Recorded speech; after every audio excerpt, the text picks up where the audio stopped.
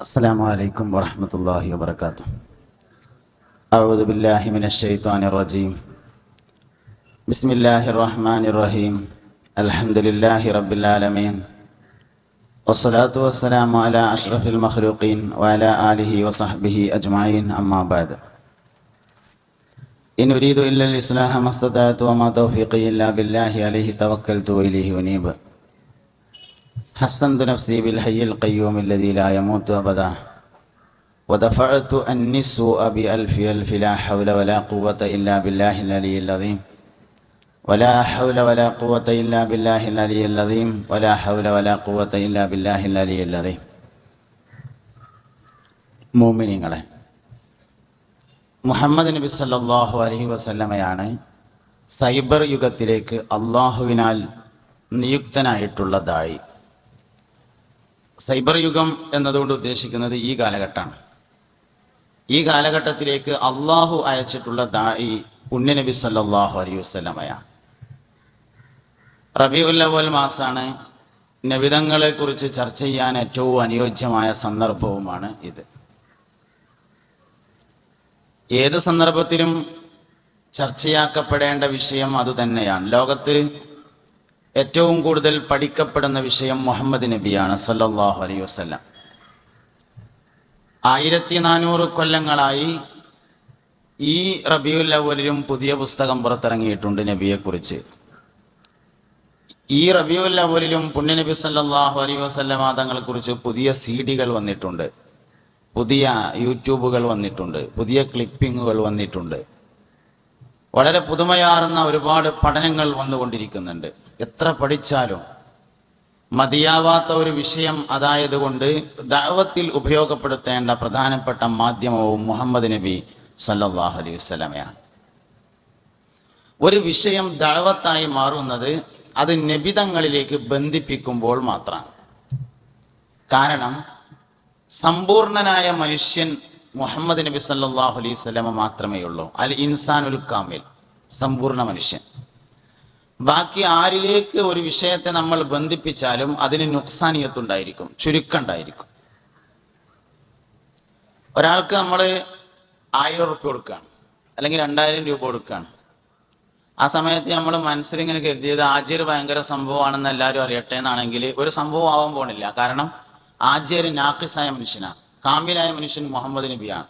മുഹമ്മദ് നബി സല്ലല്ലാഹു അലൈഹി വസല്ലം ഇങ്ങനെയാണ് പഠിപ്പിച്ചതെന്ന് ആളുകൾ അറിയട്ടെ എന്ന് വിചാരിച്ചാൽ ദഅവത്താവും. ദഅവത്താവാൻ അത്രേ പണിയുള്ളൂ. ഒരു അമലിനെ നബിതങ്ങളിലേക്ക് ബന്ധിപ്പിച്ചു കൊടുത്താൽ ഇബാദത്തായി, ദഅവത്തായി. സുന്നത്തായ അമലുകൾ അതിലേറ്റവും പ്രധാനമാണ്. ഫർളായ അമലുകളെക്കാൾ ദഅവത്തിൽ പ്രധാനപ്പെട്ടത് സുന്നത്തായ അമലുകളാണ്. അല്ലാഹു സുബ്ഹാനഹു വ തആല പറഞ്ഞതായി നബിതങ്ങൾ പറഞ്ഞ ഒരു ഖുദ്സിയായ ഹദീസ് നമ്മളെല്ലാം പഠിച്ചിട്ടുണ്ട്. ഫർളായ അമലുകൾക്ക് ശേഷം സുന്നത്തായ അമലുകൾ കൊണ്ട് എൻ്റെ അടിമ എന്നിലേക്ക് അടുക്കും. അങ്ങനെ അവൻ കാണുന്ന കണ്ണും അവൻ കേൾക്കുന്ന കാതും അവൻ നടക്കുന്ന കാലും അവൻ തൊടുന്ന കൈയും ഞാനായിത്തീരുമെന്ന്. അള്ളാഹുവിൻ്റെ കൈ കൊണ്ടൊരാൾക്ക് ബട്ടണമർത്താൻ കഴിയണമെങ്കിൽ, അള്ളാഹുവിൻ്റെ നാവ് കൊണ്ടൊരാൾക്ക് സംസാരിക്കാൻ കഴിയണമെങ്കിൽ, അള്ളാഹുവിൻ്റെ കണ്ണുകൊണ്ട് ഒരാളിലേക്ക് നോക്കാൻ കഴിയണമെങ്കിൽ, നോട്ടം വലിയൊരു ദഅവത്താണ്. നോട്ടം വലിയൊരു ദഅവത്താണ്. അല്ലെങ്കിൽ നോട്ടമാണ് ഏറ്റവും വലിയ ദഅവത്ത് എന്ന് പറയാം. നോട്ടത്തിനൊരു പ്രത്യേകത ഉണ്ട്.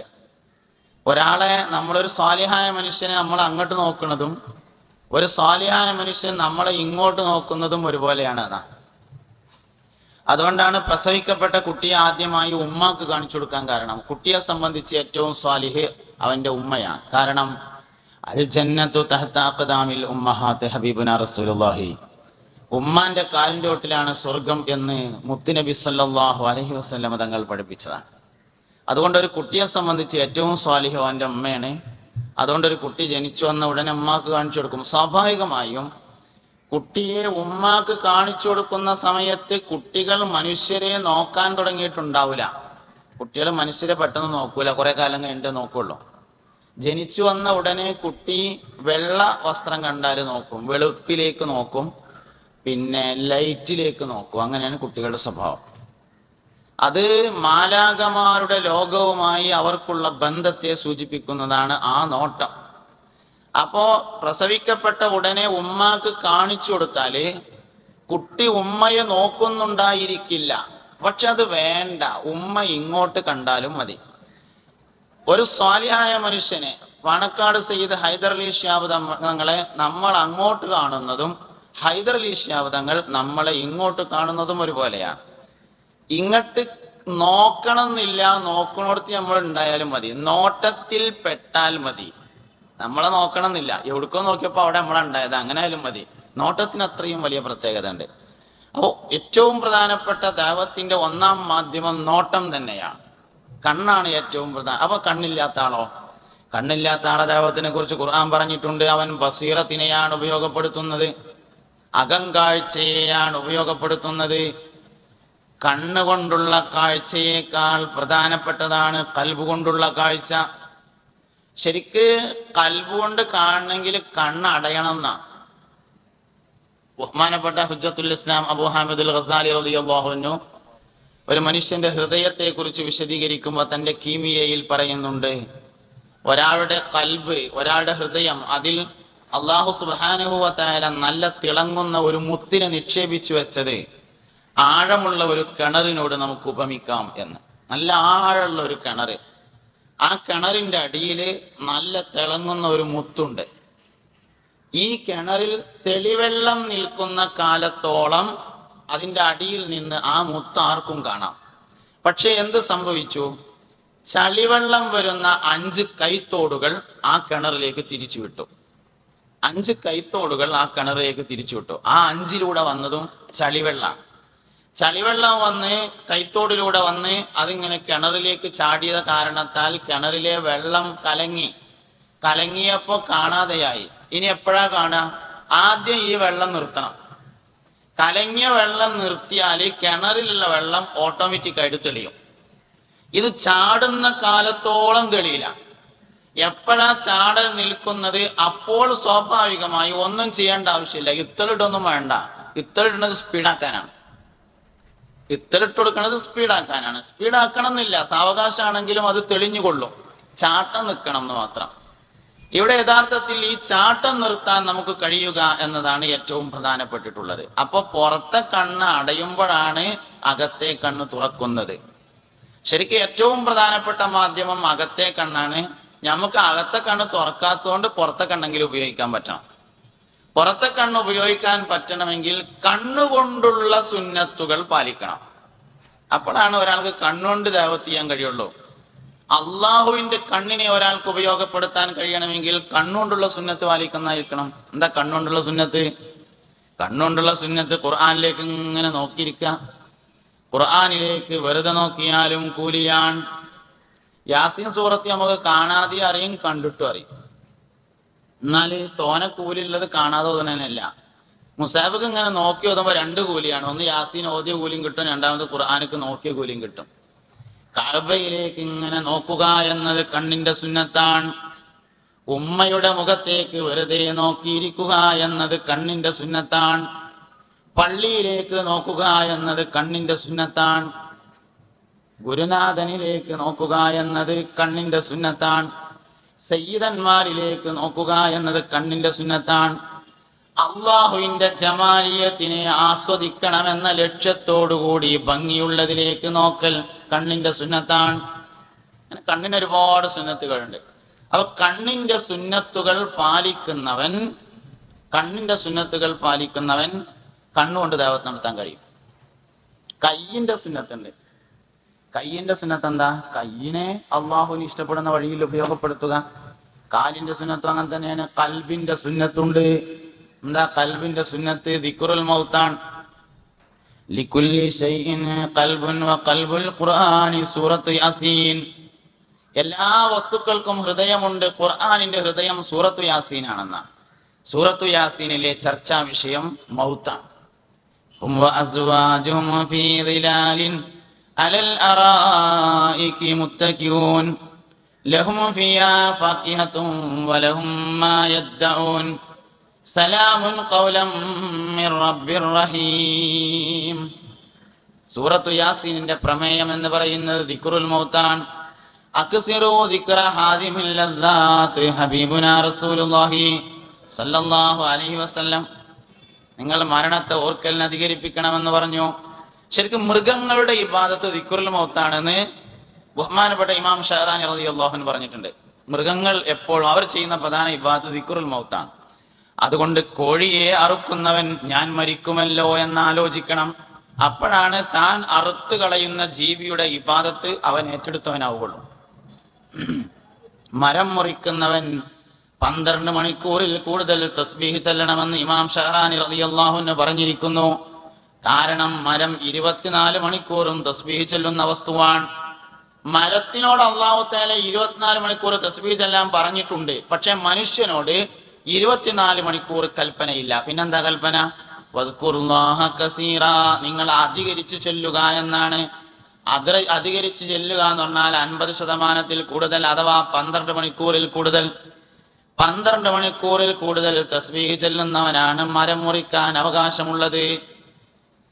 നാവിന്റെ സുന്നത്ത് പാലിക്കുന്ന ആൾക്കേ നാവ് കൊണ്ട് ദഅവത്ത് നടത്താൻ പറ്റുള്ളൂ. ഇഫ്ദ് ലിസാനക അയ്യുഹൽ മഗ്റൂറു ലാ യൽദഗന്നക അന്നഹാ സുർബാനു. മനുഷ്യ, നീ നിന്റെ നാവിനെ സൂക്ഷിക്കണം.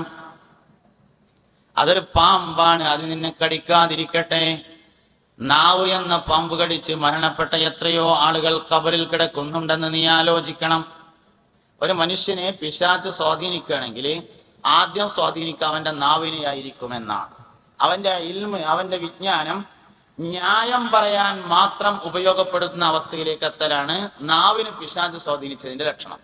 ശൈത്താനെ സ്വാധീനിച്ചപ്പോ അങ്ങനെ ഉണ്ടായത്. ഇബ്ലീസ് ലഅനത്തുല്ലാഹി അലൈഹി ആദ്യമായി ചെയ്തത് അവന്റെ ഇൽമിനെ ന്യായം പറയാൻ വേണ്ടി ഉപയോഗപ്പെടുത്തി. എന്തായിരുന്നു ന്യായം? ഖലഖതനീ മിൻ നാരിൻ വ ഖലഖതഹു മിൻ തീൻ, മണ്ണിനേക്കാൾ പ്രാധാന്യമുള്ള തീ കൊണ്ടല്ലേ എന്നെ പടച്ചത് എന്നതായിരുന്നു ന്യായം. അത് ശരിയാണ്, മണ്ണിനേക്കാൾ പ്രാധാന്യം തീയിനുണ്ട് എന്ന അവന്റെ വാദം ശരിയാണ്. പടച്ചോനോട് പറയേണ്ട വർത്താനല്ല എന്ന് മാത്രം. ഇതാണ് പ്രശ്നം.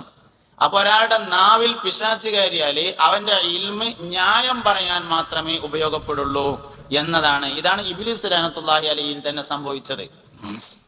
അപ്പൊ നല്ലോണം സൂക്ഷിക്കണം. നാവിന്റെ സുന്നത്തുകൾ വളരെ പ്രധാനപ്പെട്ടതാണ്. നാവിന്റെ ഏറ്റവും പ്രധാനപ്പെട്ട സുന്നത്ത് സംസാരിക്കാതിരിക്കലാണ്, സംസാരിക്കലല്ല. നാവിന്റെ സുന്നത്ത് സംസാരിക്കലല്ല, സംസാരിക്കാതിരിക്കലാകുന്നു. സംസാരിക്കാൻ നമ്മൾ പഠിക്കേണ്ടതില്ല. ഉമ്മാന്റെ ഗർഭപാത്രത്തിൽ വെച്ച് കുട്ടികൾ കരയൽ ആരംഭിക്കുന്നുണ്ടെന്നാണ്. അത് കുട്ടിയുടെ സംസാരമാണ്. അപ്പൊ ഉമ്മാന്റെ ഗർഭപാത്രത്തിൽ വെച്ച് തന്നെ നമ്മൾ സംസാരിക്കാൻ പഠിച്ചിട്ടുണ്ട്.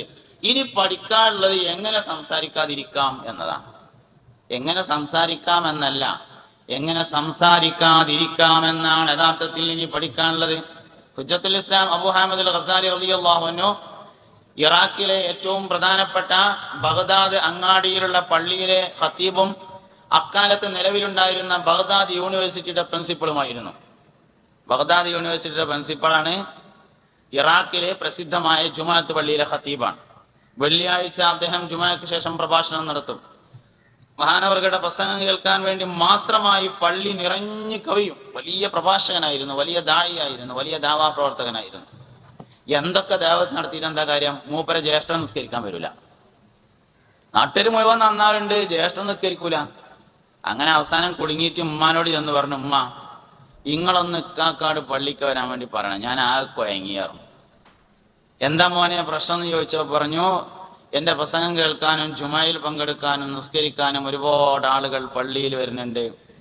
എന്റെ ജ്യേഷ്ഠൻ മുഹമ്മദുൽ ഗസാലി മാത്രം വരുന്നില്ല. അതുകൊണ്ട് ഉമ്മ ഒന്ന് പറഞ്ഞിട്ട് അവനോടൊന്ന് പള്ളിക്കൊക്കെ വരാൻ വേണ്ടി പറയണം.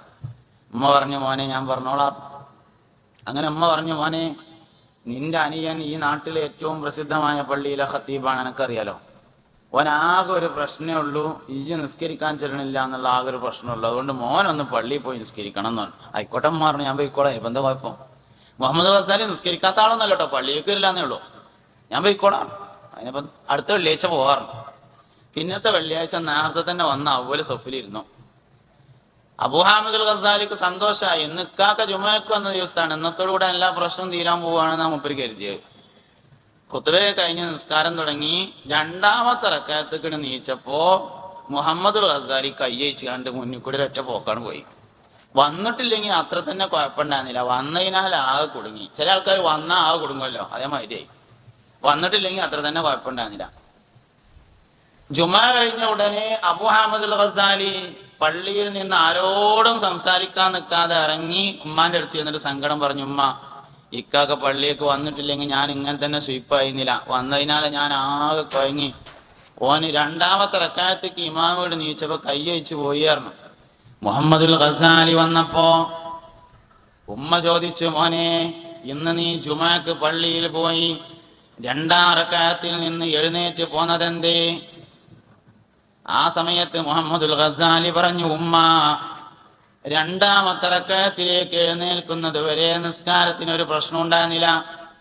രണ്ടാമത്തെ റക്അത്തിലേക്ക് എഴുന്നേറ്റപ്പോ ഇമാമ് രക്തത്തിലാകെ കുളിച്ചപ്പോ ഞാൻ ഇങ്ങോട്ട് പോന്നു പറഞ്ഞു, ചോരയിലാകാൻ പെനഞ്ഞു, അപ്പൊ ഞാൻ ഇങ്ങോട്ട് പോന്നു പറഞ്ഞു. എന്നിട്ട് മൂപ്പര് പെരേന്നാണ്ട് ഇറങ്ങി പോവുകയും ചെയ്തു. വൈകുന്നേരം അബൂ ഹാമിദുൽ ഗസാലി വന്നപ്പോ ഉമ്മ പറഞ്ഞു, മോനെ നിന്റെ ജ്യേഷ്ഠൻ പറഞ്ഞത് രണ്ടാം റക്അത്തിലേക്ക് എഴുന്നേറ്റപ്പോ രക്തത്തിൽ ആകെ കുളിച്ചു, അപ്പൊ ഞാൻ പോന്നു എന്നാ പറഞ്ഞത്. ഇത് കേട്ടപ്പോ അബൂ ഹാമിദുൽ ഗസാലി പറഞ്ഞു, ഉമ്മ അത് കാക്ക പറഞ്ഞത് കാര്യമാണ് പറഞ്ഞു, അത് ശരിയാണ്. എന്താ സംഭവം? ഹുജ്ജത്തുൽ ഇസ്ലാം അബൂ ഹാമിദുൽ ഗസാലി തന്റെ വജീസിന്റെ രചന നടന്നുകൊണ്ടിരിക്കുകയാണ്. ആദ്യം ബസീത്ത് എഴുതി, വിശാലമായ കർമ്മശാസ്ത്ര ഗ്രന്ഥം എഴുതി കഴിഞ്ഞപ്പോ മൂപ്പർക്ക് തന്നെ തോന്നി, ഒരാള് ജീവിതകാലം മുഴുവൻ നോക്കിയാലും ഇത് തീരൂല, ഒന്ന് ചുരുക്കുക തോന്നി. അങ്ങനെ മൂപ്പരനെ ഒന്ന് ചുരുക്കി, അതാണ് വസീത്ത് എന്ന് പറയുന്നത്. വസീത്ത് എഴുതി കഴിഞ്ഞപ്പോ മൂപ്പർക്ക് തന്നെ തോന്നി, ഇതൊന്നും ഇപ്പൊ ഒരാൾ നോക്കിയെത്തൂല, ഒന്നും കൂടി ചുരുക്കുകയാണ്. അങ്ങനെ മൂന്നാമത്തെ ചുരുക്കലാണ് വജീസ്. മൂന്നാമത്തെ ചുരുക്കൽ നടക്കുകയാണ്. ഹൈദ് നിഫാസിന്റെ മസലങ്ങനെ എഴുതിക്കൊണ്ടിരിക്കുമ്പോഴാണ് പള്ളിക്കന്ന് വാങ്ങിക്കൊടുത്തത്. അതിൽ മൂപ്പര് ആ പേനും കടലാസും അവിടെ വെച്ചാണ്ട് പള്ളിയേക്ക് പോയതാണ്. രണ്ടാമത്തെ റക്അത്തേക്ക് കണ്ട് എഴുന്നേറ്റപ്പോ ആ എഴുതിയതിന്റെ ബാക്കി ഇങ്ങനെ ഓർമ്മ വന്നു, അതാണ് ചോരയിൽ കുളിച്ചു പറഞ്ഞത്. വേഗം പോയി. അബൂ ഹാമിദ് അൽ ഗസാലി വീട്ടിൽ നിന്ന് ഇറങ്ങി നേരെ ജ്യേഷ്ഠനെ അന്വേഷിച്ച് പുറപ്പെട്ടു. ജ്യേഷ്ഠനെ അന്വേഷിച്ച് കണ്ടുപിടിച്ചിട്ട് ജ്യേഷ്ഠനോട് പറഞ്ഞു, ഉക്കാക്ക എന്നെ ഒന്ന് നേരാക്കണം എന്ന് പറഞ്ഞു, എന്നെ ഒന്ന് നന്നാക്കി തരണം. ആ സമയത്ത് അബൂ ഹാമിദ് അൽ ഗസാലിയോട് ജ്യേഷ്ഠൻ മുഹമ്മദുൽ ഗസാലി പറഞ്ഞതാണ്, നന്നാക്കുന്നതിന് കുഴപ്പമൊന്നുമില്ല, ഞാൻ നന്നാക്കാം, പക്ഷേ 2 കൊല്ലം മിണ്ടാതിരിക്കണം, അത്യാവശ്യത്തിന് മാത്രമേ സംസാരിക്കുള്ളൂ. അങ്ങനെ 2 കൊല്ലം മിണ്ടാതിരിക്കാൻ തയ്യാറുണ്ടെങ്കിൽ നന്നാക്കാന്ന്. ആയിക്കോട്ടെ എന്ന് പറഞ്ഞു. അങ്ങനെ പള്ളിയിലെ ജോലി രാജിവെച്ചു, കോളേജിന്റെ പ്രിൻസിപ്പൽ സ്ഥാനം രാജിവെച്ചു. ഇറാഖിന്റെ പ്രാന്തപ്രദേശത്തുള്ള മസ്ജിദ് തൂസ് എന്ന പള്ളിയിൽ പോയി 2 കൊല്ലം സംസാരിക്കാതെ താമസിച്ചു. ആ 2 വർഷം കഴിഞ്ഞ് അദ്ദേഹം പുറത്തിറങ്ങിയതിനു ശേഷം എഴുതിയ കിതാബാണ് ഇഹ്യാ ഉലൂമുദ്ദീൻ എന്ന കിതാബ്. ഇഹ്യാ ഉലൂമുദ്ദീന്റെ രചന നിർവഹിച്ചെങ്കിലും ഗസാലി ഇമാമിന് അത് പ്രയോഗത്തിൽ കൊണ്ടുവരാൻ അവസരമുണ്ടായില്ല. അപ്പോഴേക്കും അദ്ദേഹം വഫാത്തായി. ഇഹ്യാ ഉലൂമുദ്ദീന്റെ തത്വങ്ങൾ പ്രയോഗത്തിൽ കൊണ്ടുവന്ന ആളായിരുന്നു ബഹുമാനപ്പെട്ട ഗൗസുൽ ആദം സുൽത്താൻ മുഹിയുദ്ദീൻ അബ്ദുൽ ഖാദിർ ജീലാനി. ഇഹ്യയുടെ തത്വം അള്ളാഹുവിനെ കുറിച്ചുള്ള സംസാരമാണ്. ബഹുമാനപ്പെട്ട ഗൗസുൽ ആദമിന്റെ പ്രഭാഷണങ്ങൾ അള്ളാഹുവിനെ കുറിച്ചുള്ള സംസാരമായിരുന്നു. സ്ഥിരമായി അള്ളാഹുവിനെ കുറിച്ച് അങ്ങനെ സംസാരിക്കും. അതാണ് ഗൗസുൽ ആദമിന്റെ പ്രസംഗം. ഗൗസുൽ ആദം പ്രസംഗിക്കുന്ന പള്ളിയിൽ അള്ളാഹുവിനെ കുറിച്ച് കേൾക്കാൻ വേണ്ടി ആളുകൾ വരും. അങ്ങനെ ഒരുപാട് ആളുകൾ ഒരുമിച്ച് കൂടി നിശബ്ദരായിരുന്ന് കേൾക്കും. അള്ളാഹിനെ പറ്റി അങ്ങോട്ട് പറഞ്ഞു കേട്ടിട്ട് സദസ്സിൽ വെച്ച് തന്നെ ആളുകൾ മരിക്കാറുണ്ടായിരുന്നു എന്ന് ഗൗസുൽ ആദമിന്റെ താരീഖിൽ രേഖപ്പെട്ടിട്ടുണ്ട്. അപ്പോ അള്ളാഹുവിന്റെ നാവ് കൊണ്ട് ഒരാൾക്ക് സംസാരിക്കാൻ കഴിയണമെങ്കിൽ നാവിന്റെ സുന്നത്ത് പാലിക്കണം. നാവിന്റെ സുന്നത്ത് പാലിക്കുക എന്ന് പറഞ്ഞാല് വർത്താനം പറയലല്ല, പറയാതിരിക്കലാകുന്നു നാവിന്റെ സുന്നത്ത്. മൻ കാന യുഅ്മിനു ബില്ലാഹി വൽ യൗമിൽ ആഖിരി ഫൽയഖുൽ ഖൈറൻ ഔ ലിയസ്മുത്. അള്ളാഹുവിലും അന്ത്യനാളിലും ആർക്കെങ്കിലും വിശ്വാസമുണ്ടെങ്കിൽ ഫൽയഖുൽ ഖൈറൻ, അവൻ ഖൈറിനെ പറയട്ടെ, ഔ ലിയസ്മുത്, അല്ലെങ്കിൽ അവൻ മിണ്ടാതിരിക്കട്ടെ. മിണ്ടാതിരിക്കലാണ് അസ്ല്. പറയുകയാണെങ്കിൽ ഖൈർ പറയണം, പറയണം എന്നില്ല, എന്ത് ചെയ്താൽ മതി? മിണ്ടാതിരുന്നാ മതി. അപ്പൊ അസ്ല് എന്താണ്? മിണ്ടാതിരിക്കലാണ്. അപ്പൊ അസ്ല് മിണ്ടാതിരിക്കലാണ്. അപ്പൊ നാവിന്റെ ഉപയോഗം മിണ്ടാതിരിക്കുക എന്നല്ല. ശരിക്ക് നാവ് ശരിക്ക് വർത്താനം പറയാനുള്ള സാധനമല്ല. നമ്മളെ വായ വർത്താനം പറയാനുള്ളതല്ല. നമ്മൾ വർത്താനം സംസാരിക്കാൻ വേണ്ടി ഉപയോഗിക്കുന്ന ഒരു സാധനവും അടിസ്ഥാനപരമായി സംസാരിക്കാനുള്ളതല്ല. നാവ് രുചി അറിയാനുള്ള സാധനമാണ്. ചുണ്ട് സംസാരിക്കാനുള്ളതല്ല, ചുണ്ട് വായിലേക്ക് എന്തെങ്കിലും കടന്നു പോകുന്നതിന് മറച്ചു വെക്കാനുള്ള സാധനമാണ്.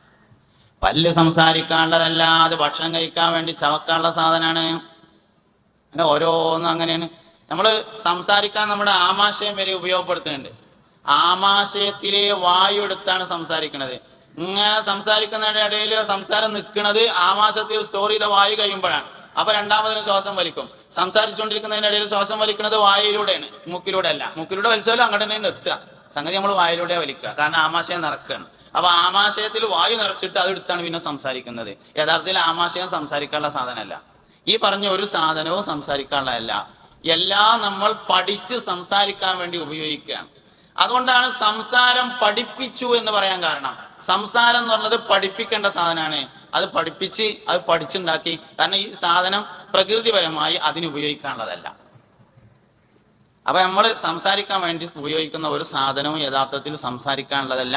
നമ്മളത് സംസാരത്തിന് വേണ്ടി ഉപയോഗിക്കുകയാണ്. അതുകൊണ്ട് മിണ്ടാതിരിക്കുക എന്നതാണ് അസ്ല്, സംസാരിക്കുക എന്നുള്ളത് രണ്ടാം സ്ഥാനത്താണ്. സംസാരിക്കുകയാണെങ്കിൽ ഖൈർ പറയട്ടെ, ഫല്യകുൽ ഖൈറൻ ഔ ലിയസ്മുത്, സംസാരിക്കാതിരിക്കട്ടെ അല്ലെങ്കിൽ ഖൈറിനെ പറയട്ടെ. പറയുകയാണെങ്കിൽ ഖൈറായിരിക്കണം. നമ്മളൊരു വാക്ക് പറഞ്ഞാൽ അതുകൊണ്ട് ആർക്കാണ് നേട്ടം? പറഞ്ഞാലാണോ നേട്ടം, പറയാതിരുന്നാലാണോ നേട്ടം? പറഞ്ഞാൽ ആർക്ക് നേട്ടം? നമ്മളൊരു വർത്താനം പറഞ്ഞാൽ തെറ്റി നിൽക്കുന്ന രണ്ടാൾക്കാർ നന്നാകുക, നേരത്തെ തെറ്റിയൊരു കൂടുതൽ തെറ്റുക. നമ്മളൊരു പ്രസംഗം നടത്തി, നല്ലൊരു പ്രസംഗം. രണ്ടാൾക്കാർ തമ്മിൽ തെറ്റായിരുന്നു, ഒരു കൂടുതൽ തെറ്റാൻ അത് ഉപയോഗപ്പെടുമോ, അതോ തെറ്റിയ രണ്ടാൾക്കാർ നന്നാവാൻ അത് പറ്റുമോ? നമ്മൾ ശരിക്കും പരിശോധിക്കേണ്ട കാര്യമാണ്. നന്നാവാനാണ് പറ്റുന്നതെങ്കിൽ കളവ് വരെ പറയാമെന്നാണ്. മസ്ലഹത്തിന് വേണ്ടി കളവ് പറയാമെന്നല്ലേ? രണ്ടാളുകൾക്കിടയിൽ സുൽഹ് ഉണ്ടാക്കാൻ വേണ്ടി കളവ് പറയാം. രണ്ടാൾക്കാർ തമ്മിൽ തെറ്റി, ഒരാളടുത്ത് ചെന്നിട്ട് പറയാ, പിന്നെ മറ്റോൻ എന്നോട് മുണ്ടണമെന്നുണ്ട്, എന്നോട് ഇപ്പോഴും കൂടിയും പറഞ്ഞിട്ടുള്ളൂ പറയാം. ഓൻ്റെ അടുത്ത് ചെന്നിട്ടും പറയാം, ആന എന്നോട് മുണ്ടണമെന്നുണ്ട്, എന്നോട് ഇപ്പോഴും കൂടിയും പറഞ്ഞിട്ടുള്ളൂ. നീ കാണുമ്പോൾ ആദ്യം അങ്ങോട്ട് സലാം പറഞ്ഞുകൊണ്ട് പറയാം, മറ്റോനോടും പറയാം ആദ്യം കാണുമ്പോൾ സലാം പറഞ്ഞുകൊണ്ട്.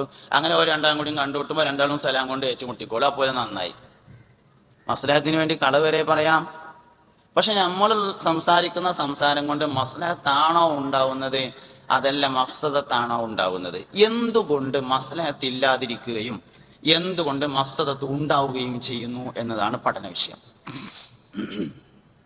മുഹമ്മദ് നബി സല്ലല്ലാഹു അലൈഹി വസല്ലം തങ്ങൾ 23 കൊല്ലം 63 കൊല്ലം സംസാരിച്ചു. 23 കൊല്ലം ദഅവത്തിന്റെ ഭാഗമായി സംസാരിച്ചു. 63 കൊല്ലം സംസാരിച്ചിട്ടുണ്ട്. 23 കൊല്ലം ദഅവത്തിന്റെ ഭാഗമായി തന്നെ സംസാരിച്ചിട്ടുണ്ട്. ഒരു ലഫ്ള് പോലും തിരിച്ചെടുക്കേണ്ടതില്ല. ഞാൻ ആ പറഞ്ഞത് ഇന്റെ അടുത്ത് അബദ്ധം പറ്റിയതാണ് എന്നൊരിക്കൽ പോലും പറയേണ്ടി വന്നിട്ടില്ല. നമ്മൾ എന്തെങ്കിലും പറഞ്ഞാൽ അതിൽ അബദ്ധം മാത്രമേ ഉണ്ടാവുന്നുള്ളൂ, സുബദ്ധങ്ങൾ ഉണ്ടാവുന്നില്ല. എന്നാൽ പുണ്യനബി സല്ലല്ലാഹു അലൈഹി വസല്ലമ തങ്ങൾ സംസാരിച്ച സംസാരങ്ങളിലൊന്നും മടക്കിയെടുക്കേണ്ടതോ തിരുത്തി പറയേണ്ടതോ ആയി വന്നിട്ടില്ല. വഹീന്റെ അടിസ്ഥാനത്തിൽ ആദ്യം പറയുകയും വഹീന്റെ അടിസ്ഥാനത്തിൽ തന്നെ പിന്നീട് തിരുത്തുകയും ചെയ്തതല്ലാതെ, അത് ആദ്യത്തേതും വഹിയാണ്, രണ്ടാമത്തേതും വഹിയാണ്. വഹീന്റെ അടിസ്ഥാനത്തിൽ ആദ്യം വന്നു, വഹീന്റെ അടിസ്ഥാനത്തിൽ പിന്നെ വന്നു. അപ്പൊ ഇങ്ങനെ നമ്മുടെ സംസാരത്തെ നിയന്ത്രിക്കാൻ പഠിക്കണം. ശരിക്കും മൊബൈൽ ഫോണിന്റെ പരസ്യം തന്നെ ഇനി ഇവിടുന്നാണ് പറഞ്ഞു തുടങ്ങിക്കോളി, 10 വയസ്സുള്ളൂ എന്നാണ്. പറഞ്ഞുകൂടിയുണ്ട്, ധാരാളം പറഞ്ഞോളി എന്നാണ്. എങ്ങനെ പറയാതിരിക്കാം എന്നതാണ് പഠിക്കാനുള്ള വിഷയം. എല്ലാവരും പ്രോത്സാഹിപ്പിക്കുന്നത് എങ്ങനെ പറയാം അതാണ് ഏറ്റവും വലിയൊരു പ്രശ്നം. അതുകൊണ്ട് നാവിനെ ഒരാൾക്ക് ദഅവത്തിന് ഉപയോഗപ്പെടുത്താൻ പറ്റണമെങ്കിൽ നാവിന് നിയന്ത്രണം ഏർപ്പെടുത്താൻ നമുക്ക് കഴിയണം. നിയന്ത്രിതമായ നാവാണ് യഥാർത്ഥത്തിൽ ദഅവത്തിന് ഉപയോഗപ്പെടുത്തുന്നത്. നാവിന്റെ സുന്നത്തുകൾ പാലിക്കണം. ലാ ഇലാഹ ഇല്ലല്ലാഹ് എന്ന് ധാരാളം പറയുന്ന ഒരാൾക്ക് ലാ ഇലാഹ ഇല്ലല്ലാഹ് മറ്റുള്ളവർക്ക് കൊടുക്കാൻ കഴിയുള്ളൂ. വിശുദ്ധമായ ഖുർആൻ ഒരാൾക്ക് നമുക്ക് പറഞ്ഞു കൊടുക്കുകയാണെങ്കിൽ ഖുർആൻ ഓതുന്ന ആൾ പറഞ്ഞു കൊടുത്താലേ ശരിയാവുള്ളൂ. ഖുർആൻ ഓതുന്ന ഉസ്താദ് പഠിപ്പിക്കണ ഖുർആൻ ക്ലാസ്സും ഖുർആൻ ഓതാത്ത ഉസ്താദ് പഠിപ്പിക്കണ ഖുർആൻ ക്ലാസ്സും തമ്മിൽ വ്യത്യാസം ഉണ്ടാവും. ഖുർആൻ ഓതുന്നവനെ ഖുർആൻ പഠിപ്പിക്കാൻ കഴിയുള്ളൂ. സുന്നത്ത് നിസ്കരിക്കുന്നവനെ ഫർദ് നിസ്കരിക്കാൻ പറയാൻ കഴിയുള്ളൂ. ചില ആൾക്കാർ നിസ്കരിക്കണം എന്ന് പറഞ്ഞാൽ നമുക്ക് വേഗം മനസ്സ് തട്ടും. അതിനെന്താ കാരണം? അയാൾ സുന്നത്ത് ധാരാളം നിസ്കരിക്കുന്നുണ്ടാവും. ചില ആൾക്കാർ നോൻപ് എടുക്കണം എന്ന് പറഞ്ഞാൽ നമുക്ക് വേഗം മനസ്സ് തട്ടും. ജീവിതത്തിൽ നമ്മൾ കാണുന്ന ഒരു സംഗതിയാണല്ലോ, നിസ്കരിക്കുന്ന ആള് പലിശക്ക് പൈസ കൊടുക്കുക. പലിശക്ക് പൈസ കൊടുക്കുന്ന ആള് സുബ്ഹിക്ക് വരെ പള്ളിയിലുണ്ടാവും. നമ്മുടെ ജീവിതത്തിൽ നമ്മൾ കാണുന്ന ഒരു അനുഭവമാണ്. നിസ്കരിക്കുന്നവൻ നോമ്പ് നോൽക്കാത്ത അവസ്ഥ, നോമ്പ് നോൽക്കുന്നവൻ നിസ്കരിക്കാത്ത അവസ്ഥ. സൽക്കാരത്തിനൊക്കെ പോകുമ്പോ റമദാൻ മാസത്തിൽ സൽക്കാരത്തിന് നോമ്പുകാർക്കൊക്കെ പോകുമ്പോ ഒപ്പൊക്കെ പോരും, നോമ്പൊക്കെ ഉണ്ടാവും. കാരക്കൊക്കെ തിന്ന് പച്ചവെള്ളമൊക്കെ കുടിച്ച് നോമ്പൊക്കെ തുറന്ന് എല്ലാവരും നിസ്കരിക്കാൻ നിൽക്കുമ്പോൾ മുമ്പ് പുറത്തേക്ക് ഇറങ്ങും. എന്നിട്ട് ഇങ്ങനെ ഒന്ന് ആദ്യമൊക്കെ ഇങ്ങനെ കറങ്ങിയിട്ട് പിന്നെ അവസാനം ചായ കുടിക്കാനാകുമ്പോൾ കടന്നെ വരും. ഒറിജിനൽ നോമ്പുകാരനാ, നല്ല നോമ്പൊക്കെ ഉണ്ട്, നോമ്പ് തുറന്നു, ഓന് നിസ്കരിക്കാൻ തോന്നുന്നില്ല. എന്താ കാരണം? അവനെ എന്താണ് സ്വാധീനിച്ചിരിക്കുന്നത്? അർഹതയില്ലാത്ത ആളുകൾ പ്രസംഗിച്ചാൽ ഓപ്പോസിറ്റാ മനസ്സിലാകുക. ഒരു അർഹത ഇല്ലാത്ത ഒരാൾ തൗബയെ കുറിച്ച് സംസാരിച്ചാൽ കേൾക്കുന്നവർക്ക് തെറ്റിയണം എന്നാ മനസ്സിലാകുക. ഷെയ്ത്താന്റെ അടുത്ത് കുറേ പ്രഭാഷണ വിഷയങ്ങളുണ്ട്. മുമ്പ് ഭയങ്കര വായതാണ്, നല്ലോണം വായത പറയും, നല്ല ദായിയാന്ന് നമുക്ക് തോന്നുന്ന ഷെയ്ത്താനെ, ഭയങ്കര ദാവത്തായിരിക്കും. ഷെയ്ത്താന്റെ പദ്ധതി എന്താ വെച്ചാല് നമ്മളെല്ലാവരും ഷെയ്ത്താന്റെ ആളുകളാവണം എന്ന് അവന് ആഗ്രഹമൊന്നുമില്ല. അള്ളാന്റെ ആളാകരുത് എന്നേ ആഗ്രഹമുള്ളൂ, വേറെ ആരുതായാലും കുഴപ്പമില്ല. നമ്മൾ കരുതിയ എന്താ വെച്ചാൽ ഷെയ്ത്താൻ ആളുണ്ടാക്കുക എന്നാണ്. അങ്ങനെയല്ല, അള്ളാഹ്ക്ക് ആളില്ലാതൊക്കെ. അള്ളാഹുവിന് ആളുകൾ ഉണ്ടാവരുത്, അത്രേ ലക്ഷ്യമുള്ളൂ. വേറെ എന്തിലേക്ക് തിരിഞ്ഞാലും ഓന് യാതൊരു കുഴപ്പമില്ല. ഇങ്ങനെയാണ് അവന്റെ പ്രവർത്തനങ്ങൾ. അപ്പോ അള്ളാഹുവിന് നേരെ എതിരിലായി അവൻ സദാസമയവും പ്രവർത്തിച്ചുകൊണ്ടിരിക്കുന്നു. നമ്മൾ പലപ്പോഴും അറിഞ്ഞും അറിയാതെയും അതിൽപ്പെട്ടു പോകുന്നു. സുന്നത്തുകളെ നബി സല്ലല്ലാഹു അലൈഹി വസല്ലമ തങ്ങളിലേക്ക് ബന്ധപ്പെടുത്തുന്നതിന് പകരം മറ്റു പലരിലേക്കും ബന്ധപ്പെടുത്തുന്ന ഒരവസ്ഥ നമ്മളിലും വരുന്നു. നല്ലൊരു സുന്നത്ത് കണ്ടിട്ട് ആ സുന്നത്ത് ഇങ്ങനെ ചെയ്യുമ്പോൾ നമ്മൾ നബി തങ്ങളിലേക്കല്ലാതെ അത് മറ്റു പലരിലേക്കും ബന്ധപ്പെടുത്താൻ പലപ്പോഴും ശ്രമിക്കാറുണ്ട്. ഭക്ഷണത്തിലെ സുന്നത്ത് ഉദാഹരണം, ഭക്ഷണത്തിലെ പല സുന്നത്തുകളും ശരിക്കും നബി സല്ലല്ലാഹു അലൈഹി വസല്ലമ തങ്ങളിലേക്ക് ബന്ധപ്പെടുത്തുമ്പോഴാണ് അത് ദഅവത്തും അത് ശരിയുമാകുന്നത്. പുണ്യ നബിയുടെ സുന്നത്താണ് എന്ന അർത്ഥത്തിലാണ്. പക്ഷെ അത് നമ്മൾ വേറെ പലരിലേക്കും ബന്ധപ്പെടുത്താൻ വേണ്ടി ശ്രമിക്കുന്നു. യാത്രയുടെ സുന്നത്തുകൾ മറ്റു പലരിലേക്കും ബന്ധപ്പെടുത്താൻ വേണ്ടി നമ്മൾ ശ്രദ്ധിക്കാറുണ്ട്. സലാം പറയുന്നതിന്റെ സുന്നത്ത്, വസ്ത്രധാരണയുടെ സുന്നത്ത്, ഇതൊക്കെ നബി സല്ലല്ലാഹു അലൈഹി വസല്ലമ തങ്ങളിലേക്ക് ബന്ധപ്പെടുത്തുമ്പോഴാണ് യഥാർത്ഥത്തിൽ ഏറ്റവും പ്രധാനപ്പെട്ട ദഅവത്തായി മാറുന്നത്. ആധുനിക മാധ്യമങ്ങളെ നമുക്ക് പല നിലക്ക് ഉപയോഗപ്പെടുത്താം. ഒരു പ്രധാനപ്പെട്ട അസ്ല് നമ്മൾ മനസ്സിലാക്കി വേണം ദഅവത്തിന് വേണ്ടി എല്ലാ മാധ്യമങ്ങളും ഉപയോഗപ്പെടുത്താൻ. എന്താണ് ആ അസ്ല്? നമ്മുടെ ഈമാനിന്റെ ബേസ് എന്ന് പറയുന്നത് മുഹമ്മദ് നബി സല്ലല്ലാഹു അലൈഹി വസല്ലമയോടുള്ള താല്പര്യമാണ്. നമ്മൾ എത്ര ആലോചിച്ചാലും സിറാത്ത് പാലം എങ്ങനെയെന്ന് മനസ്സിലാവാൻ പോണില്ല. മുടിയേക്കാൾ നേർമയായത്, വാളിനേക്കാൾ മൂർച്ചയുള്ളത്, കറുപ്പ് ശക്തമായത്, അതൊക്കെ സമ്മതിച്ചു. നരകത്തിന്റെ മേലിട്ടത് അതെങ്ങനെ നമുക്ക് ഉൾക്കൊള്ളാൻ കഴിയാം? നരകം എന്ന് പറഞ്ഞാൽ അത്രേ, നരകത്തിന്റെ ആഴം 70,000 കൊല്ലം. അപ്പൊ നരകത്തിന്റെ വീതി 70,000 കൊല്ലം ഉണ്ടാവുമല്ലോ. 70,000 കൊല്ലം നടന്നാൽ അക്കരെ കടക്കാൻ മാത്രം നീളമുള്ള ഒരു മുടി അയമക്കൂടി മനുഷ്യന്മാര് ഇക്കണ്ട കോടാനക്കോടി മനുഷ്യന്മാര് മുഴുവൻ കടന്നു പോകണമെന്ന് പറഞ്ഞാൽ എങ്ങനെ അത് ബുദ്ധിയിൽ ഒതുങ്ങും? നമുക്ക് എങ്ങനെ മനസ്സിലാവും? ഒരിക്കലും അത് ആലോചിച്ച് മനസ്സിലായിട്ട് ഒരാൾ വിശ്വസിക്കാൻ പോകുന്നില്ല. പിന്നെന്താ? നമുക്ക് മുഹമ്മദ് നബി സല്ലല്ലാഹു അലൈഹി വസല്ലമ തങ്ങളെന്ന് മനസ്സിലായപ്പോൾ സിറാത്ത് പാലം മനസ്സിലായതാണ്. ഞാനീ പറയുന്നത് നിങ്ങൾ ശരിക്കും മനസ്സിലാക്കണം. നമുക്ക് മനസ്സിലായ വിഷയം മുഹമ്മദ് മുസ്തഫ സല്ലല്ലാഹു അലൈഹി വസല്ലമ തങ്ങൾ അള്ളാഹുവിന്റെ റസൂലാകുന്നു എന്ന് മനസ്സിലായതാണ്. ഇതാണ് മനസ്സിലായത്. അള്ളാന്റെ റസൂലാണ് മുഹമ്മദ് നബി എന്ന് മനസ്സിലാവണമെങ്കിൽ 4 കാര്യങ്ങൾ മനസ്സിലാകണം.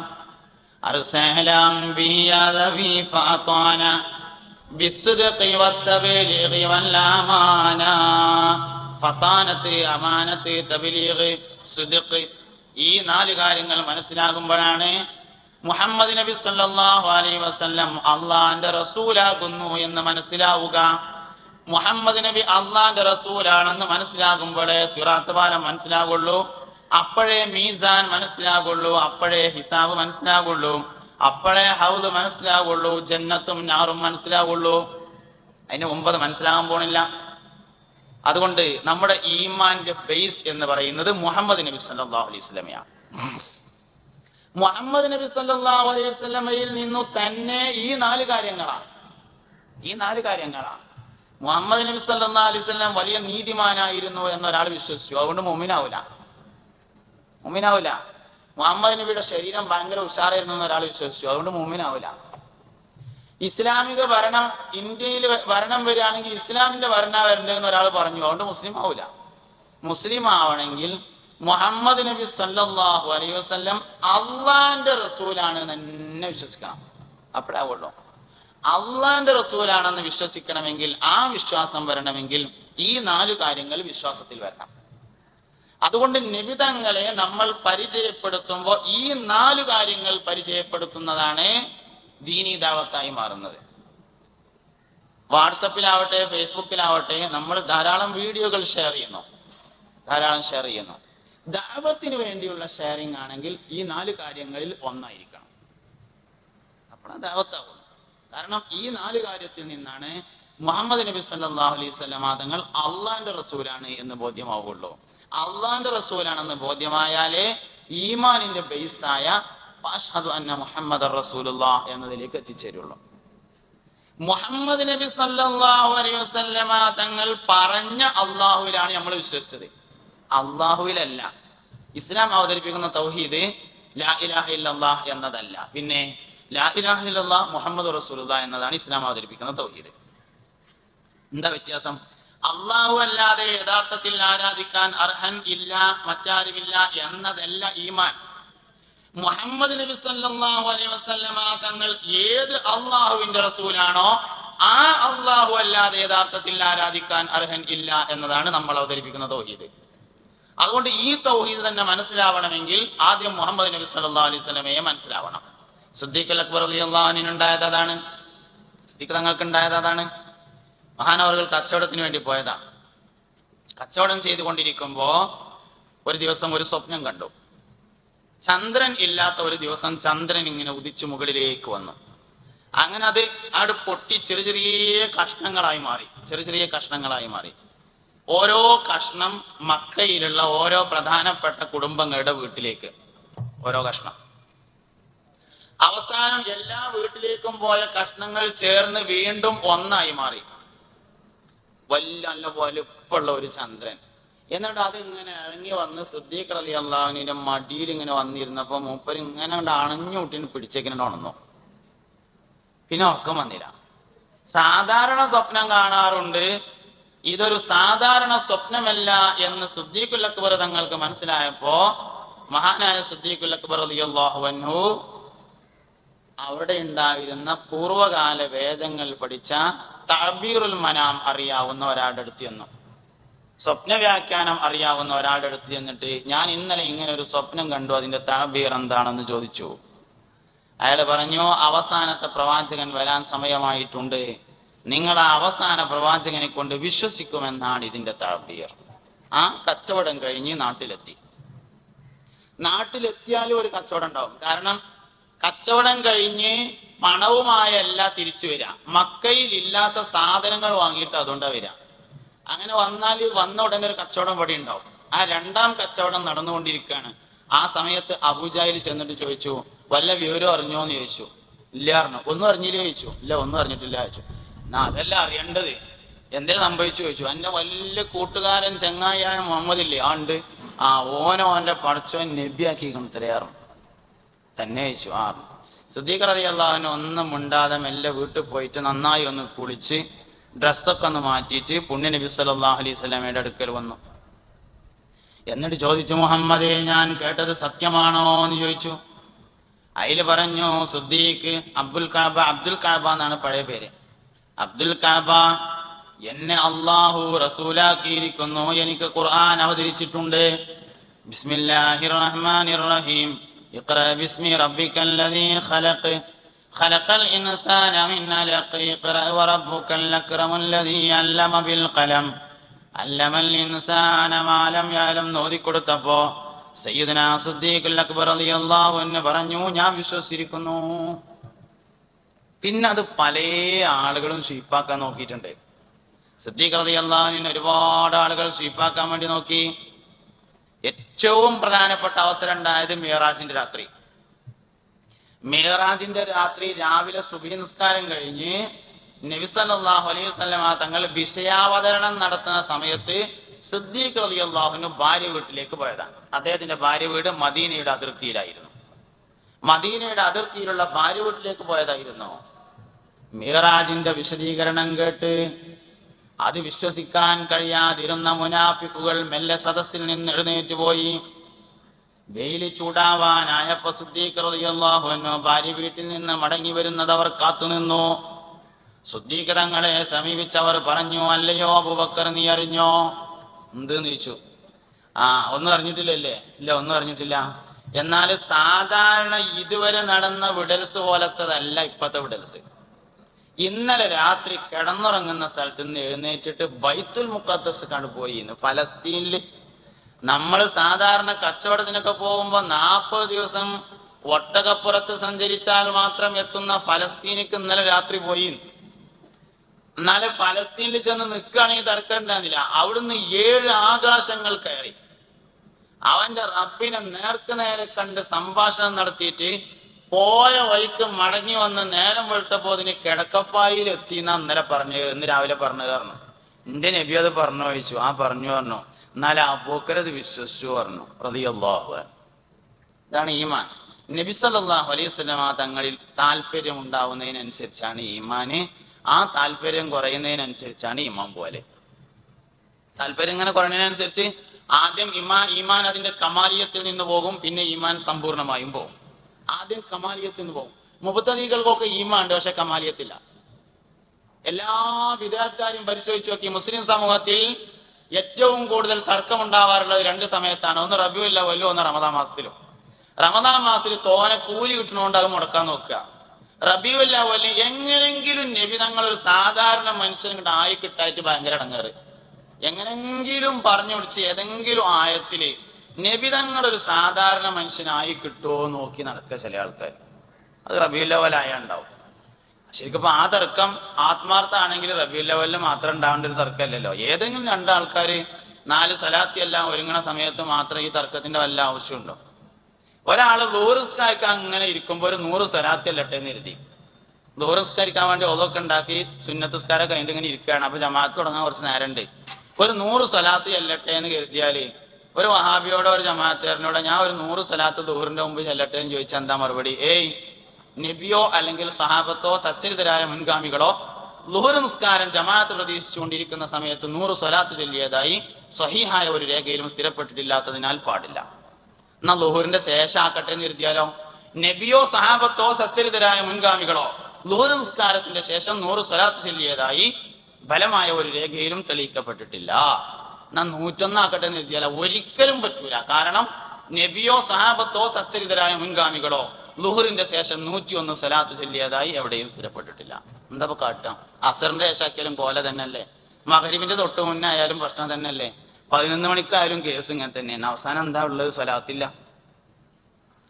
ഫലത്തിൽ സ്വലാത്ത് ചെല്ലാൻ പാടില്ല എന്ന് പറയുന്നതിന് പകരാണ് ചില വിഷയങ്ങളിലൊക്കെ ഇങ്ങനെയാണ് പറയാം. അപ്പോ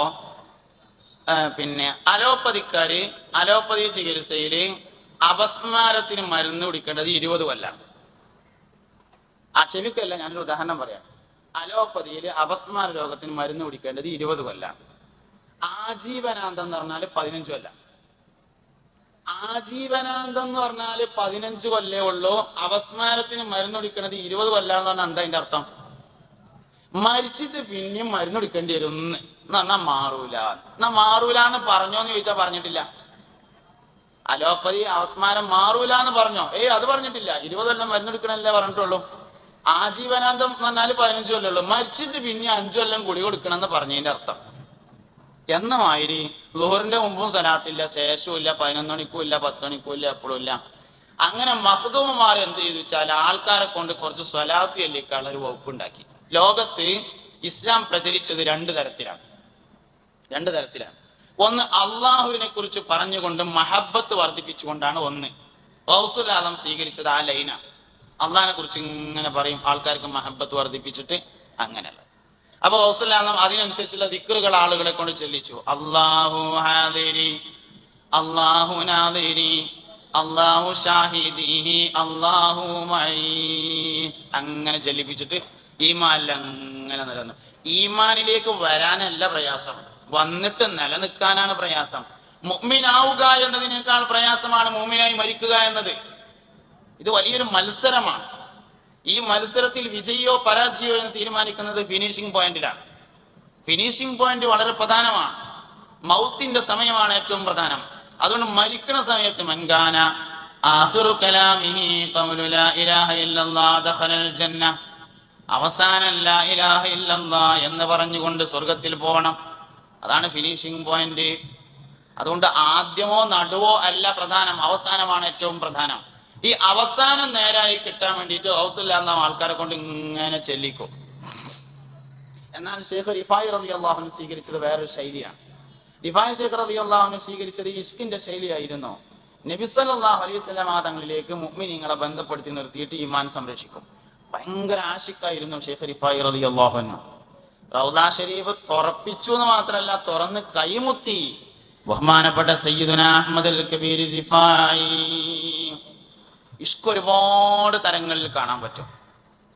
നബി സല്ലല്ലാഹു അലൈഹി വസല്ലം തങ്ങൾക്ക് ബിലാലുൽ മുഅദ്ദിൻ റളിയല്ലാഹു അൻഹുവിനോട് താല്പര്യം, മഹബത്തും ഇഷ്കും തോന്നിയപ്പോ ബാങ്ക് കൊടുക്കാനുള്ള അവസരം അദ്ദേഹത്തിന് കൊടുത്തു.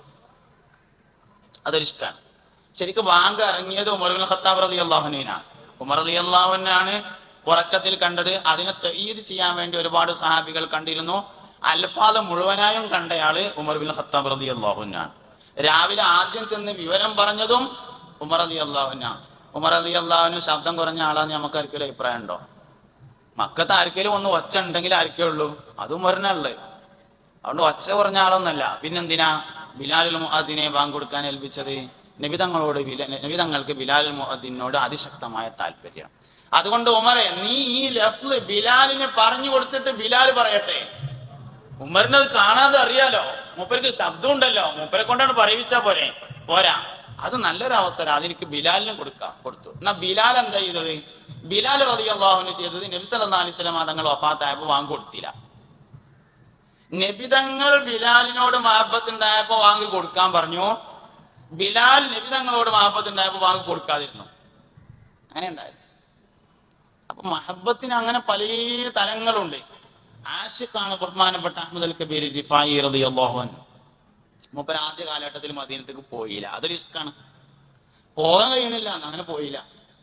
അവസാനം വഫാത്തിന്റെ സമയമായപ്പോ ഒന്ന് ചെന്ന് വഫാത്തിന് മുമ്പ് ഒന്ന് പോയിട്ടൊരു സമ്മതം ചോദിക്കാമെന്ന് തീരുമാനിച്ചു. അങ്ങനെയാണ് ബഹുമാനപ്പെട്ട സയ്യിദുന അഹ്മദ് അൽ കബീർ റിഫായി റളിയല്ലാഹു അൻഹു നബി സല്ലല്ലാഹു അലൈഹി വസല്ലമ തങ്ങളുടെ റൗദ ഷരീഫിലേക്ക് ചെല്ലുന്നത്.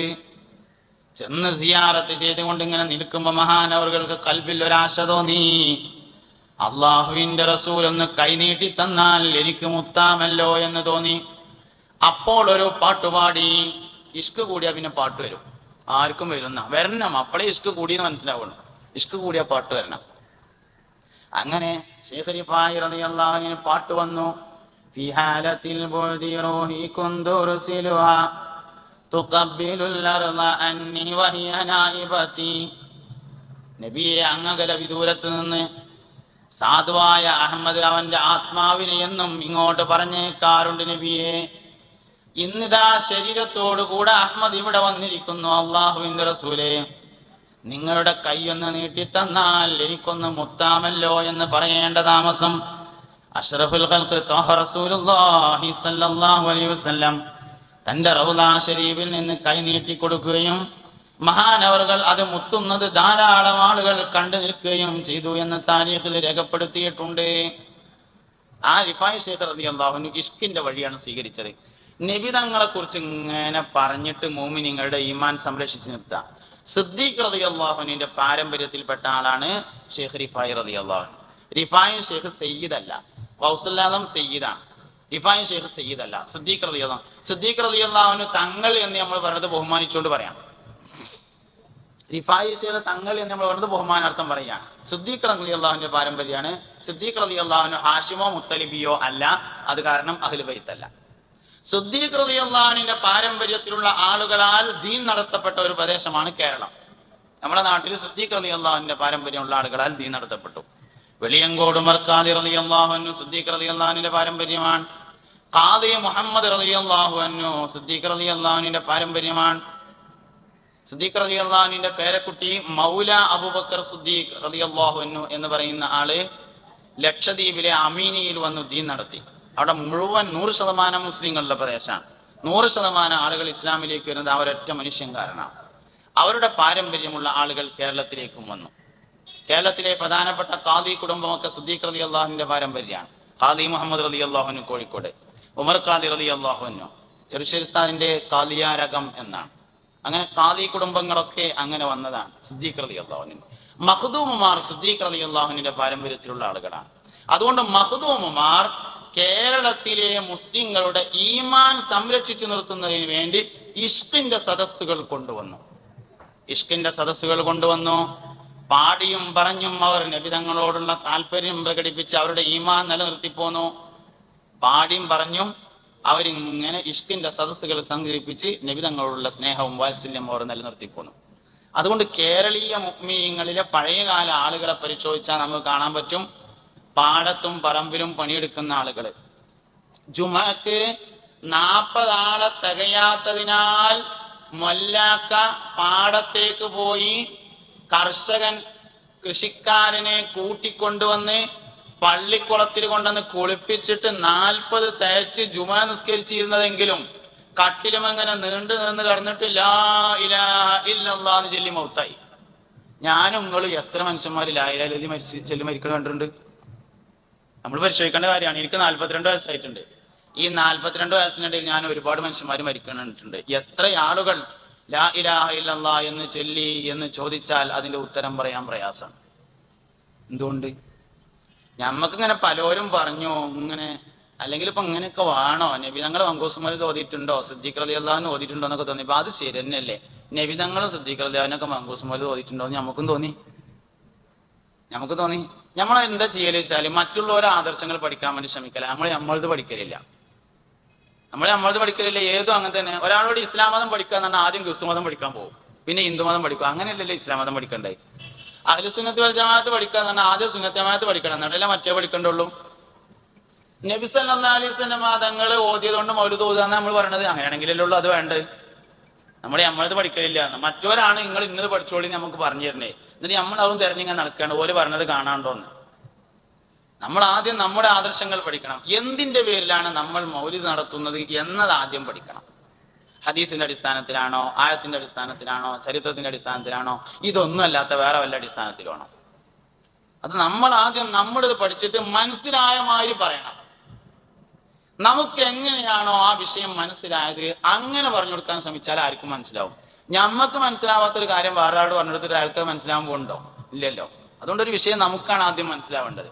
എന്നിട്ട് നമുക്ക് എങ്ങനെയാണോ മനസ്സിലായത് അങ്ങനെ പഠിഞ്ഞോട്ടുണ്ടാവും. ചില മാഷന്മാർ കണക്ക് പഠിപ്പിച്ചാൽ നല്ലോണം പഠി. എന്താ കാരണം? അയാൾക്ക് കണക്കറിയാം, പഠിപ്പിക്കുന്ന ആൾക്കറിയാം, അപ്പോഴേ കിട്ടുള്ളൂ. ചില ആൾക്കാർ കണക്ക് പഠിപ്പിച്ചാൽ ഹിന്ദി പഠിപ്പിച്ചാൽ അത്രയും മനസ്സിലാവില്ല. എന്തേ? പഠിപ്പിക്കുന്ന ആൾക്ക് ഹിന്ദി അറിയില്ല. തൽക്കാലം ഇങ്ങനെ ഹിന്ദി പഠിപ്പിക്കാൻ നേരത്തെ ആ ടെക്സ്റ്റ് ബുക്ക് നോക്കിയാണ്ട് വന്നതാണ്, പഠിയില്ല. അങ്ങനെയാണ്. ഒരാൾ പഠിപ്പിച്ച ഒരു കാര്യം പഠിക്കണമെങ്കിൽ അയാൾക്കത് മനസ്സിലാവുകയും മനസ്സിലായ മാതിരി പഠിപ്പിക്കും വേണം. അതുകൊണ്ട് അഹ്ലുസുന്നത്തി വൽ ജമാഅ എന്താണെന്ന് നമുക്ക് ആദ്യം പഠിക്കണം. എന്നിട്ട് നമുക്ക് പഠിഞ്ഞ അതേമാതിരി പഠിപ്പിക്കണം. ചില ആൾക്കാർക്ക് ഇംഗ്ലീഷ് പഠിക്കാൻ കഴിയില്ല, കണക്ക് പഠിക്കാൻ പറയും. അപ്പൊ അവരോട് മാഷന്മാരോട് ചോദിച്ചാൽ എങ്ങനെയാണോ കണക്ക് പഠിക്കുന്നത് അങ്ങനെ ഇംഗ്ലീഷ് പഠിപ്പിക്കാൻ പറയും. ചില ആൾക്കാർക്ക് ഇംഗ്ലീഷ് വേഗം പഠിയും, കണക്ക് പഠിയില്ല. അപ്പൊ അയാൾക്ക് എങ്ങനെയാണോ ഇംഗ്ലീഷ് പഠിക്കുന്നത് അങ്ങനെ കണക്കും പഠിച്ചാൽ പഠി. ഇങ്ങനെയാണ്. അപ്പൊ നമുക്ക് എങ്ങനെയാണോ പഠിഞ്ഞത് അങ്ങനെ പഠിപ്പിക്കാൻ ശ്രമിക്കണം. അതിന് നമ്മൾ ആദ്യം പഠിക്കുകയാണ് വേണ്ടത്. നമ്മൾ ആദ്യം പഠിക്കുക. ഇസ്ലാം പറയാൻ പറഞ്ഞ അപ്പൊ പറയാ സമന്വിത മഹാമതായിരിക്കാതാശിഷ്യനാകാസമന്വിതം. അതാ ഇസ്ലാം. അതല്ലല്ലോ ഇസ്ലാം. ഇസ്ലാം എന്താ? എന്നാ അത് പറഞ്ഞാൽ എന്താ ഉള്ള പ്രശ്നം? അത് പറഞ്ഞാൽ നമ്മൾ 2 വരിയൊക്കെ ഉഷാറായി ചൊല്ലിയിട്ട് ഉഷാറായി എന്ന് പറയും. അതിന് മറുപടി മറ്റവരോട് ചോദിച്ചു നോക്കണം, അപ്പോഴല്ലേ അറിയുള്ളൂ. അങ്ങനെ ഭവിഷ്യൽ പുരാണം എന്ന് പറയുന്ന ഒരു പുരാണത്തിൽ തന്നെ അവർക്ക് വിശ്വാസമില്ല. ഖുർആനില്ലാത്തൊരു സാധനം പറഞ്ഞിട്ട് നിങ്ങളെ ഖുർആനിൽ അങ്ങനെ ഉണ്ട് പറഞ്ഞാൽ നമ്മളെന്താ പറയാ? ഭവിഷ്യൽ പുരാണം എന്ന ഒരു പുരാണമുണ്ട് എന്ന വിശ്വാസം പോലും അവർക്കില്ല. എന്നിട്ട് നമ്മൾ പാട്ട് പാടിയിട്ട് ഭവിഷ്യൽ പുരാണത്തിൽ അങ്ങനെ ഉണ്ട് എന്ന് പറയാം. എന്തർത്ഥം അതിലുള്ളത്? ഓർക്ക് അങ്ങനെ ഒരു സാധനം ഉണ്ട് എന്ന് തന്നെ വിശ്വാസമില്ല. ഒരർത്ഥം അതിലില്ല. സാധനം പഠിക്കണ്ടെന്ന് ഞാൻ പറഞ്ഞതിന് അർത്ഥമല്ല, പഠിച്ചിട്ട് അത് വേണ്ടെന്ന് പറയുമ്പോഴേ കേൾക്കുള്ളൂ. അതിനെ ഞാൻ 2 വരി പാടിയത്. മൂപ്പർക്ക് അത് അറിയാത്തോണ്ട് പറഞ്ഞാന്ന് തോന്നുന്നുണ്ട്. 2 വരി പാടിയതാണ്. പഠിച്ചിട്ട് അത് ശരിയല്ല എന്ന് പറയണം, അപ്പോഴാണ് ശരിയാവുള്ളൂ. അതുകൊണ്ട് പഠിക്കലിൽ നിന്ന് ഒഴിഞ്ഞു മാറലല്ല ഞാൻ ഈ പറയുന്നത്. ഇസ്ലാം എന്താണെന്ന് മുഹമ്മദ് നബി സല്ലല്ലാഹു അലൈഹി വസല്ലം അവതരിപ്പിച്ചപ്പോ പൂർവ്വകാല വേദഗ്രന്ഥങ്ങൾ ഉദ്ധരിച്ചിട്ടില്ല. അതുകൊണ്ട് ഇത്തിബാ അനുസരിച്ച് ഇസ്ലാമിനെ പ്രചരിപ്പിക്കാൻ ഒരാൾ ഉദ്ദേശിക്കുന്നുവെങ്കിൽ പൂർവ്വകാല വേദഗ്രന്ഥങ്ങൾ പരാമർശിക്കേണ്ടതില്ല. എന്താ പരാമർശിക്കേണ്ടത്? ഖുർആൻ ഷരീഫാണ് പരാമർശിക്കേണ്ടത്. ഖുർആനിൽ പറഞ്ഞ ഇസ്ലാം എന്താ? ഖുർആനിൽ എന്താണ് ഇസ്ലാമിനെ കുറിച്ച് പറഞ്ഞിട്ടുള്ളത്, എന്താണ് അള്ളാഹുവിനെ കുറിച്ച് പറഞ്ഞിട്ടുള്ളത്, എന്താണ് മുഹമ്മദ് നബി സല്ലല്ലാഹു അലൈഹി വസല്ലം തങ്ങളെ കുറിച്ച് പറഞ്ഞത്, ഖുർആനിൽ എന്താണ് ഈസാ നബി അലൈഹി ഇസ്ലാമിനെ കുറിച്ച് പറഞ്ഞത്, എന്താ മൂസാ നബി അലൈഹി ഇസ്ലാമിനെ കുറിച്ച് പറഞ്ഞത്. അതാണ് യഥാർത്ഥത്തിൽ പ്രബോധനം ചെയ്യപ്പെടേണ്ട കാര്യം എന്നത്. അതുതന്നെയായിരിക്കണം സോഷ്യൽ മീഡിയ ഉപയോഗിച്ചും നമ്മൾ പ്രചരിപ്പിക്കാൻ വേണ്ടി ദഅവാ രംഗത്ത് ഉപയോഗപ്പെടുത്തേണ്ടത്. കൂട്ടത്തിൽ ഒരു വാക്ക് ഞാൻ പറയാം. ആധുനിക സാധ്യതകളെ ഉപയോഗപ്പെടുത്തുന്നതിന് ഞാൻ എതിരല്ല. പക്ഷേ അതിൽ വലിയൊരു ഇത്തിബാഇന്റെ ഭംഗനം ഉണ്ട്. നമ്മൾ ദഅവത്തിന് വേണ്ടി ഒരു ബുക്ക് കൊടുക്കുകയാണെങ്കിൽ, ബുക്ക് കൊടുത്താൽ ദഅവത്ത് വിജയിക്കുമായിരുന്നെങ്കിൽ ആദ്യം കൊടുക്കേണ്ട ആൾ മുഹമ്മദ് നബി സല്ലല്ലാഹു അലൈഹി വസല്ലം ആയിരുന്നു എന്ന അഭിപ്രായക്കാരാണ് ഞാൻ. കാരണം അല്ലാഹു സുബ്ഹാനഹു വ തആല ഏറ്റവും ദഅവത്തിന് സൗകര്യം ചെയ്തു കൊടുത്തത് മുഹമ്മദ് നബി സല്ലല്ലാഹു അലൈഹി വസല്ലം തങ്ങൾക്കാണ്. അവസാനത്തെ പ്രവാചകൻ. ഹിക്മത്തുകളുടെ പരിസമാപ്തി കുറിച്ചാണ്. ഹിക്മത്ത് കൊണ്ടാണല്ലോ ദീനിലേക്ക് ആളെ ക്ഷണിക്കേണ്ടത്. ഉദൂ ഇലാ സബീലി റബ്ബിക ബിൽ ഹിക്മ. എന്നാൽ എല്ലാ ഹിക്മത്തുകളും നൽകപ്പെട്ട സമ്പൂർണ്ണ ഹാക്കിം മുഹമ്മദ് നബി സല്ലല്ലാഹു അലൈഹി വസല്ലമയാണ്. അതുകൊണ്ട് ദഅവത്തിലെ ഏറ്റവും വിജയിക്കുന്ന മാർഗം സ്വീകരിക്കേണ്ടത് മുഹമ്മദ് നബി സല്ലല്ലാഹു അലൈഹി വസല്ലമയാണ്. അള്ളാന്റെ റസൂല് ദഅവത്തിന് വേണ്ടി ഉപയോഗിച്ചത് നാവാണ്. നാവ്. ബാക്കിയുള്ളതെല്ലാം നാവ് ഉപയോഗപ്പെടുത്താനുള്ള മടിയുടെ ഭാഗമാണ്. നാവുകൊണ്ട് തൊള്ളോണ്ട് വർത്താനം പറയാൻ വയ്യാത്തതിന്റെ അടയാളമാണ് ബാക്കിയുള്ള മീഡിയകളെ ഉപയോഗപ്പെടുത്തുക എന്നത്. അതുകൊണ്ട് അല്ലാഹു തആല നമുക്ക് തൊള്ളയില് നാവ് തന്നിട്ട് സംസാരിക്കാൻ പഠിപ്പിച്ചു തന്നത് തൊള്ളോണ്ട് ദീൻ പറയാനാണ്. ഏടും അഡ്രസ്സും മെയിലും ഫേസ്ബുക്കും ട്വിറ്ററും പിന്നെ വാട്സപ്പും ഉപയോഗിക്കാനല്ല. തൊള്ളോണ്ട് പറയാൻ പറ്റുമോ അതിന്റെ റിസൾട്ട് വേറെ ഒന്നിനുണ്ടാവില്ല. അതുകൊണ്ട് ദഅവത്ത് പഠിക്കാൻ ഉദ്ദേശിക്കുന്നവർ വായ തുറന്ന് സംസാരിക്കാൻ തന്നെ പഠിക്കട്ടെ.